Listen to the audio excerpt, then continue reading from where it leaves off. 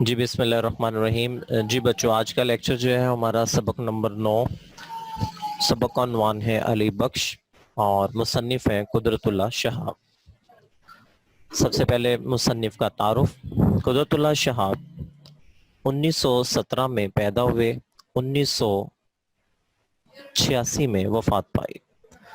قدرت اللہ شہاب گلگت میں پیدا ہوئے۔ MCQs 1939 میں گورنمنٹ کالج لاہور سے انگریزی ادب میں MA کیا۔ 1941 میں ICS کے مقابلے میں کامیاب ہو کر انڈین سول سروس میں شامل ہو گئے۔ قیام پاکستان کے بعد ابتدائی 2 برس حکومت آزاد کشمیر کے سیکرٹری جنرل رہے۔ اس کے بعد وزارت اطلاعات و نشریات حکومت پاکستان میں ڈپٹی سیکرٹری اور پھر جنگ میں ڈپٹی کمشنر رہے۔ 1954 سے 1962 تک گورنر جنرل غلام محمد، صدر سکندر مرزا اور صدر ایوب خان کے سیکرٹری رہے۔ 3 برس تک ہالینڈ میں پاکستان کے سفیر رہے۔ 1966 میں واپس آ کر مرکزی سیکرٹری تعلیم مقرر ہوئے۔ 1986 میں وفات پائی اور اسلام آباد میں دفن ہوئے۔ وہ زبان و بیان پر دسترس رکھتے تھے۔ ان کا اسلوب سادہ باہما، ان کی تحریروں میں بڑی جاذبیت اور دلکشی ہے۔ قدرت اللہ شہاب نے لکھنے کا آغاز معروف شاعر اختر شیرانی کے رسالے رومان سے کیا تھا۔ 31 جنوری 1959 کو رائٹرز گلڈ ماظر وجود میں آیا۔ MCQs تو اس کے پہلے سیکرٹری جنرل مقرر ہوئے۔ ان کی تصانیف میں یا خدا، نفسانے، ماں جی اور شہاب نامہ شامل ہے۔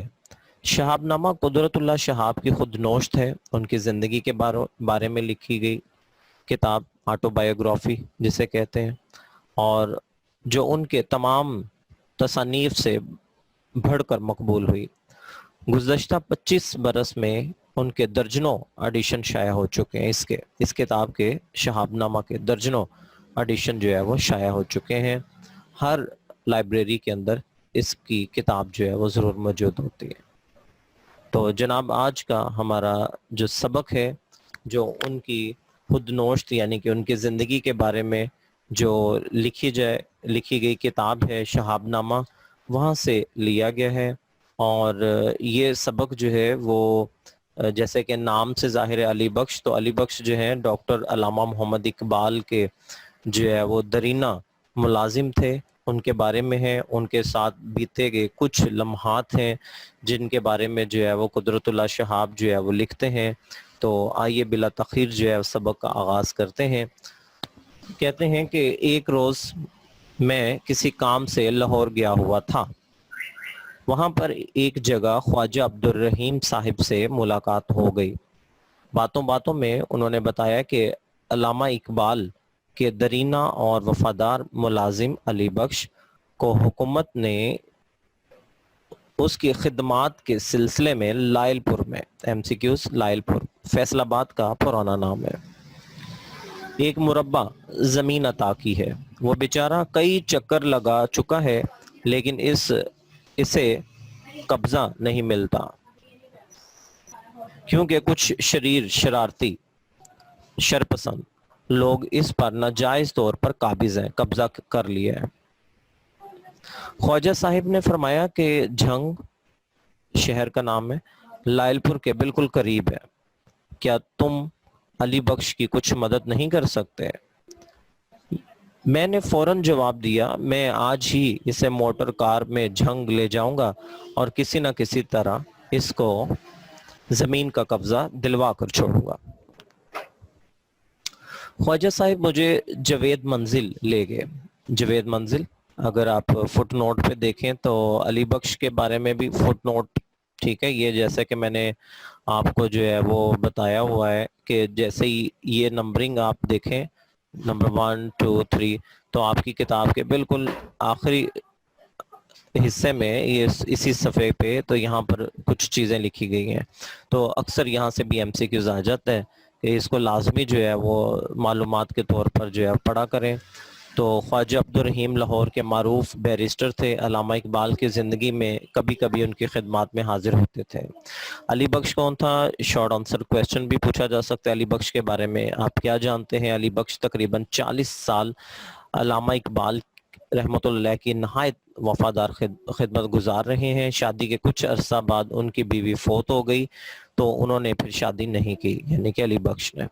جوید منزل لاہور میں علامہ اقبال روڈ پر واقع ہے، اور لاہور ریلوے اسٹیشن سے سیدھا آگے کی طرف چلیں تو جناب یہ روڈ شروع ہو جاتا ہے گڑی شوق کی طرف۔ تو یہ علامہ اقبال رحمۃ اللہ کی قیام گاہ تھی، جسے اب اقبال میوزیم بنا دیا گیا ہے، اور یہ محکمہ آثار قدیمہ کی تحویل میں ہے، اور لازمی موقع ملے ضرور جائیں۔ میں ابھی 14 اگست کو جو ہے وہ ہو کر آیا ہوں، اور ابھی اس کی تزئین و آرائش جو ہے وہ بہت اچھی ہو چکی ہوئی ہے، اور لازمی جو ہے وہ اس میوزیم میں وزٹ کیجیے۔ تو علی بخش خواجہ صاحب مجھے جوید منزل لے گئے اور علی بخش سے میرا تعارف کراتے ہوئے کہا یہ جھنگ کے ڈپٹی کمشنر ہیں۔ مصنف کون تھے؟ جی، جھنگ کے ڈپٹی کمشنر تھے۔ تم فوراً تیار ہو کر ان کے ساتھ گاڑی میں بیٹھ جاؤ، یہ بہت جلد تمہاری زمین کا قبضہ دلوا دیں گے۔ علی بخش کسی قدر ہچکچایا اور بولا سوچئے تو صحیح، میں زمین کا قبضہ لینے کے لیے کب تک مارا مارا پھروں گا؟ قبضہ نہیں ملتا تو کھائے کڑی۔ یہ MCQs بھی آتا ہے اور محاورہ ہے کہ نہیں تو نہ ملے تو بھاڑ میں جانا۔ تو لاہور سے جاتا ہوں تو جوید کا نقصان ہوتا ہے۔ جوید علامہ اقبال کے بیٹے۔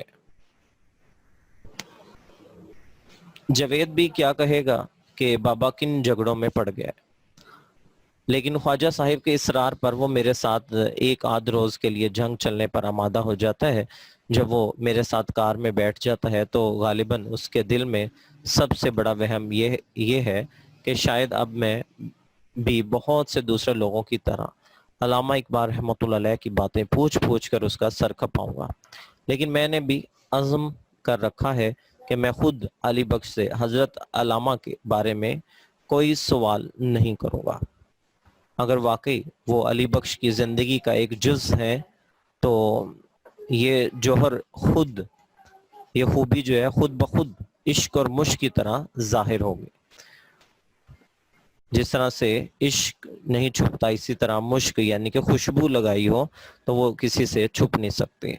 تو اسی طرح مصنف کہہ رہے ہیں کہ میں نہیں پوچھوں گا، وہ خود جو ہے مجھے بتائیں گے، اور ایسا ہی ہوا۔ پھر آگے کہتے ہیں میری توقع پوری ہوتی ہے، تھوڑی سی پریشان کن خاموشی کے بعد علی بخش مجھے یوں گھورنے لگتا ہے کہ یہ عجیب شخص ہے جو ڈاکٹر صاحب کی کوئی بات نہیں کرتا۔ آخر اس سے رہا نہ گیا اور ایک سینما کے سامنے بھیڑ بھاڑ دیکھ کر وہ بڑبڑانے لگا، مسجدوں کے سامنے تو کبھی ایسا رش نظر نہیں آتا، ڈاکٹر صاحب بھی یہی کہا کرتے تھے۔ ایک جگہ میں پان خریدنے کے لیے رکتا ہوں، مصنف کہتے ہیں، تو علی بخش سے بے ساختہ کہہ اٹھتا ہے۔ علی بخش جو ہے وہ فوراً ہی کہتا ہے کہ ڈاکٹر صاحب کو پان پسند نہیں تھے۔ شاید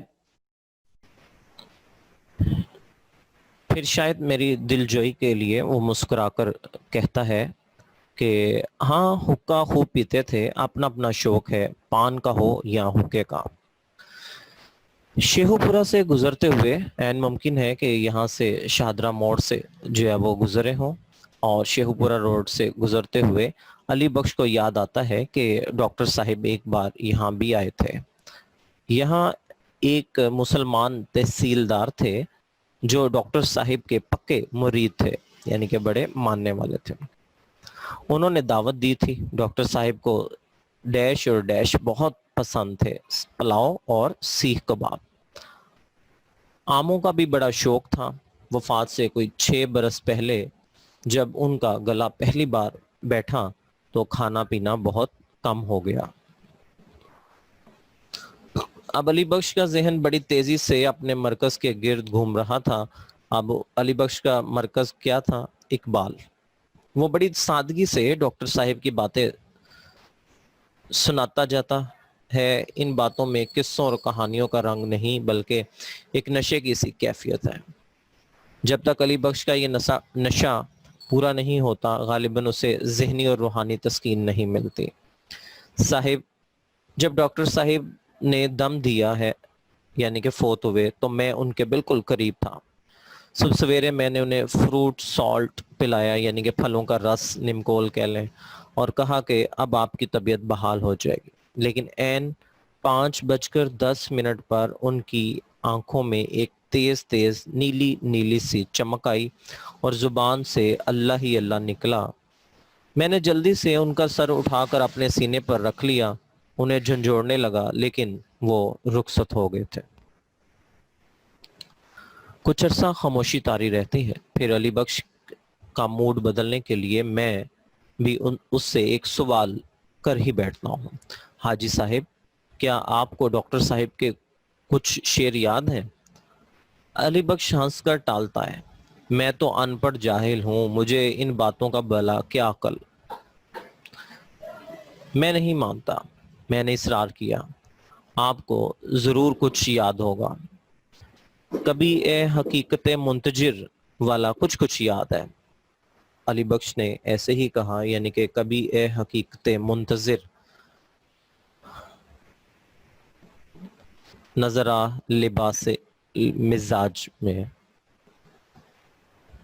ڈاکٹر صاحب اس کا خود بھی بہت ڈاکٹر صاحب اس کو خود بھی بہت گنگنایا کرتے تھے. ڈاکٹر صاحب عام طور پر مجھے اپنے کمرے کے بالکل نزدیک سلایا کرتے تھے. رات کو 2:30 بجے دبے پاؤں اٹھتے تھے اور وضو کر کے جا نماز پر جا بیٹھتے تھے. نماز پڑھ کر وہ دیر تک سجدے میں پڑے رہتے تھے. فارغ ہو کر بستر پر آڑ لیٹتے تھے. میں حقہ تازہ کر کے لا رکھتا تھا. کبھی ایک کبھی 2 کش لگاتے تھے. کبھی آنکھ لگ جاتی تھی. بس صبح تک یوں اسی طرح کروٹیں بدلتے رہتے تھے. میرا ڈرائیور احتراماً علی بخش کو سگریٹ پیش کرتا ہے لیکن وہ غالباً حجاب میں شرم میں آ کر اسے قبول نہیں کرتا. جی بچوں یہ تھا ہمارا آج کا لیکچر. انشاءاللہ اس کا تسلسل جو ہے وہ جاری رہے گا. اگلے لیکچر کے ساتھ آپ سے دوبارہ ملاقات ہوگی. تب تک کے لیے اللہ حافظ.